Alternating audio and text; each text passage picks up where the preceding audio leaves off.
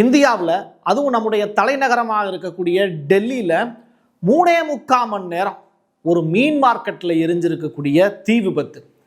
400 குடிசைகள் நாசமாச்சு. பெரிய அளவிலான பிளாஸ்ட்டு. இதை அந்நிய நாடுகளில் இருக்கக்கூடிய செய்தி ஊடகங்கள் எப்படி திரித்து வெளியிட்டது அப்படிங்கிறத தான் இந்த வீடியோவில் நம்ம பார்க்க போகிறோம். செய்திக்கு பின்னாடி இருக்கக்கூடிய கோணம், 3வது கோணம், அதையும் இந்த வீடியோவில் நம்ம அலச போகிறோம். ரொம்ப ரொம்ப முக்கியமான சில செய்தி தொகுப்புகள் இந்த வீடியோவில் இருக்க போகுது. சூழ்ச்சி செய்ததா ஐக்கிய அரபு எமிரேட்ஸ்? யாருக்கு? ஈரானுக்கு. இதற்கு பழிவாங்குமா ஈரான் அப்படிங்கிற கேள்வி. இந்த 2 மிக முக்கியமான விஷயங்களோடு சேர்த்து ட்ரம்ப் அவர்கள் அடுத்ததாக என்ன செய்ய போறாரு? ஈரான் அரசு 3 மிக முக்கியமான சீஸ்ஃபயர் தொடர்பான சில டாக்குமெண்டேஷனை அமெரிக்காவுக்கு அனுப்பிச்சிருக்காங்க. 2 நாடுகளும் பேசிக்கிட்டு இருக்காங்க. விரைவிலேயே சீஸ்ஃபயர் வரப்போகுது. போரற்ற ஒரு சூழல் உலகத்தில் உருவாவதற்கான வாய்ப்பு இருக்குன்னு சொல்கிறாங்க. பார்ப்போம் என்ன நடந்துக்கிட்டு இருக்கு அப்படிங்கிற விஷயத்தை. டீட்டெயில்டாக பேசுவோமா? வாங்க பார்க்கலாம் உறவுகளே. இது பிரசாத் சிக்னேச்சர். உங்களுடைய தொழில் சம்பந்தமான விளம்பரங்களை நமது சேனலில் ஒளிபரப்ப உங்களுக்கான அருமையான வாய்ப்பு. Prasad signature media broadcasting private limited. நீங்க நியூஸ் ரீடரா மாறணுமா? கண்டென்ட் கிரியேட்டரா உருவாகணுமா? சேட்டலைட் சேனல்ல ரிப்போர்ட்டரா வேலை பார்க்கணுமா? டாக்குமெண்ட்ரி மேக்கிங்ல இருந்து ஜேர்னலிசம் பற்றிய முழுமையான பயிற்சி பெற உங்களுக்கான அருமையான வாய்ப்பு. எங்களை தேடி வாங்க. ஆன்லைன் மற்றும் நேரடி பயிற்சி வகுப்புகளும் சர்டிபிகேட் கோர்ஸாவை கத்துத்தரும். மீடியா துறையில் 10 ஆண்டுகளுக்கு மேல அனுபவம் உள்ளவர்கள் பயிற்சி கொடுப்பார்கள். வாய்ஸ் ஓவர் தொடங்கி வாய்ஸ்லெஸ் பீப்புளுக்காக உங்களை சிறந்த ஜேர்னலிஸ்டா உருவாக்க வேண்டியது எங்களோட பொறுப்பு. ஸ்கூல்ஸ் அண்ட் காலேஜஸ்ல ஜூனியர் ஜேர்னலிஸ்ட்ங்கிற பேர்ல ஒர்க் ஷாப்பும் கண்டக்ட் பண்ணி கொடுக்கிறோம். மோட்டிவேஷனல் ஸ்பீக்கரா கடந்த 15 ஆண்டுகளா கல்வி நிறுவனங்களுக்கு நிகழ்ச்சிகளும் நடத்தி தரோம். தொடர்புக்கு 9944790333 94493594 prasadsignature@gmail.com. நமக்குன்னு ஒரு வீடு, அது எல்லாரோட வாழ்நாள் கனவு. ஒரு முறை தான் முடிவெடுக்க போறீங்க, அதை சரியாயிடுங்க. கிரியேட்டர் கன்ஸ்ட்ரக்ஷன்ஸ் உங்களோட கனவு இல்லத்தை சூப்பர்வா டிசைன் பண்ணி அழகா கட்டித்தராங்க. இன்டீரியர் டிசைன்லையும் இவங்க தான் டாப். North west interiors. தொடர்புக்கு 72907991. ஈரானுக்கும் இஸ்ரேலுக்கும் அமெரிக்காவுக்கும் இடையில நடந்துகிட்டு இருக்கக்கூடிய இந்த முக்கோண போர், அமெரிக்கா இப்போ தன்னைத்தானே கலட்டிக்க போதா அப்படிங்கிற கொஸ்டின் மார்க்கு. இஸ்ரேலும் ஈரானும் மட்டுமே தொடர்ச்சியாக போர் செய்ய போறாங்களா அப்படிங்கிற கேள்வி. பட் பெஜஸ்கியான் அவர்கள் இந்த 2 நாடுகளுக்கும் பொதுவாக ஒரு 3 முக்கியமான விஷயங்களை, நிபந்தனைகள் விதிக்கிறார். அதில் 1, சட்டப்பூர்வமான உரிமைகள் அங்கீகரிக்கப்படணும். எங்களுடைய இன்ஃப்ராஸ்ட்ரக்சருக்கு ஏற்பட்டு இருக்கக்கூடிய சேதங்களுக்கு அமெரிக்காவும் இஸ்ரேலும் இழப்பீடு கொடுக்கணும். எதிர்கால தாக்குதல்கள் நீங்கள் எங்கள் நாட்டு மேலே நடத்த மாட்டீங்க அப்படிங்கிற அந்த ஒப்புதல் வாக்கு மூலமும் கொடுக்கணும். இதையெல்லாம் செஞ்சீங்கன்னா உங்கள் மேலே பயங்கரமாக தாக்குதல் நடத்தணும்ல, அதை நாங்கள் நிப்பாட்டிப்போம்.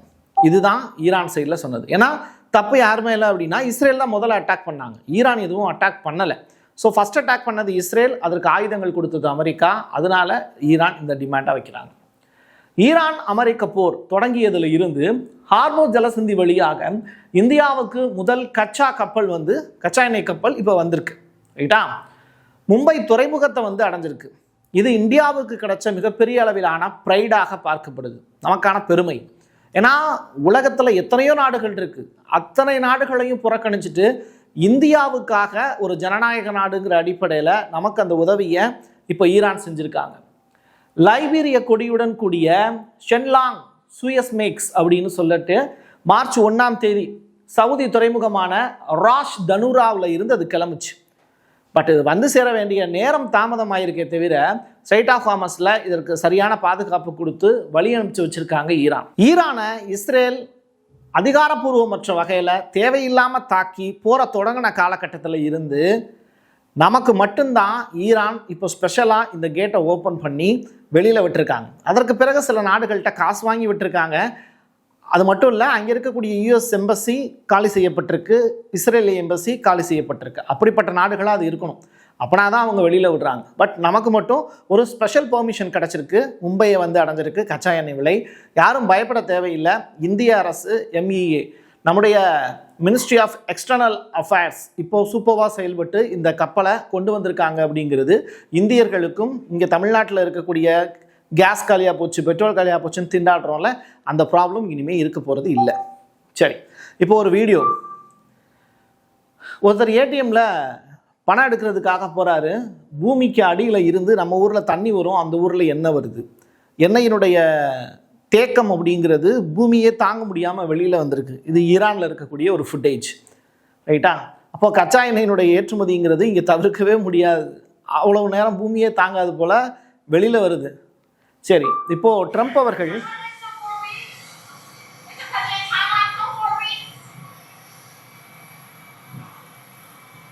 போர் எத்தனை நாள் நடக்கும், 4 வாரம் தொடருமா அப்படிங்கிற கொஸ்டினை ரிப்போர்ட்டர் கேட்குறாங்க.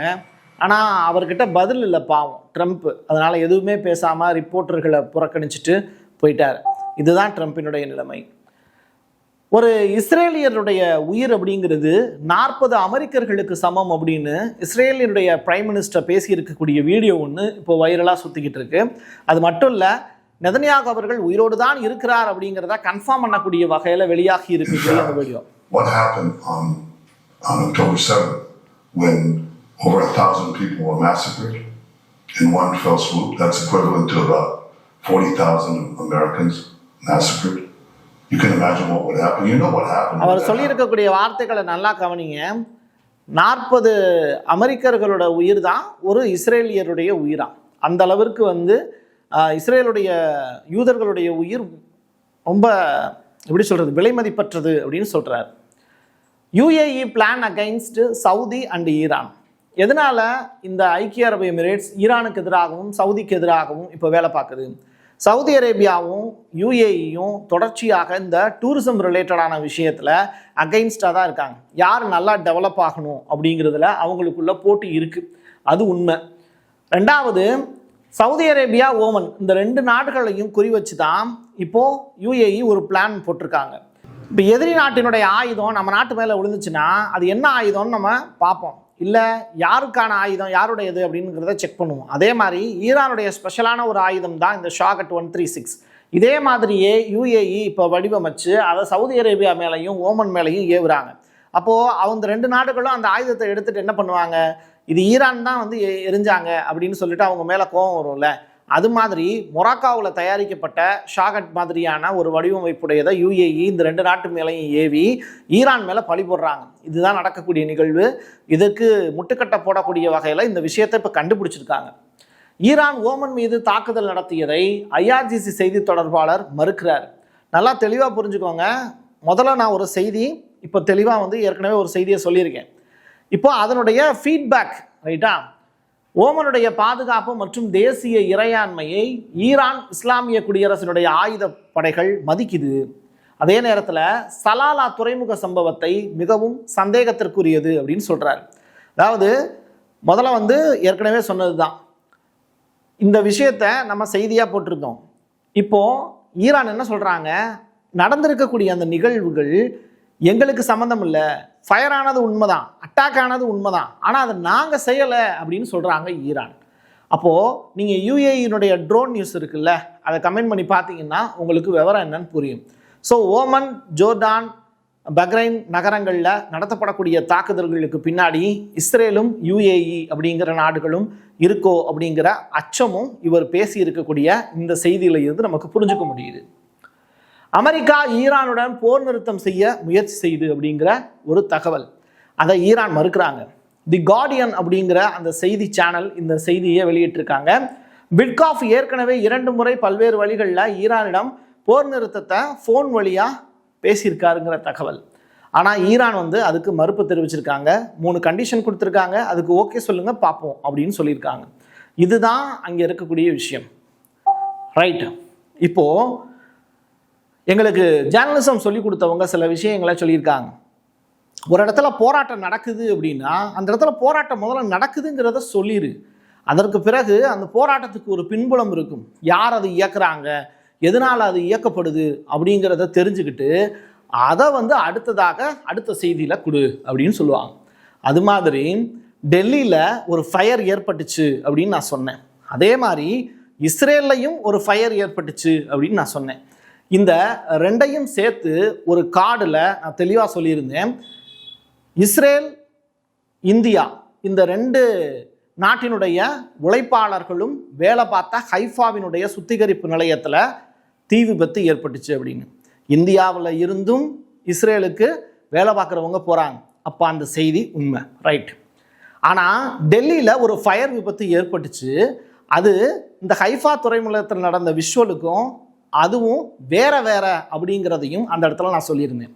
இப்போது டெல்லியில் நடந்ததில் அந்த தீ விபத்து சம்பவம் அது எதனால் நடந்திருக்கு அப்படிங்கிறத இப்போ நமக்கு தகவல் கிடச்சிருக்கு.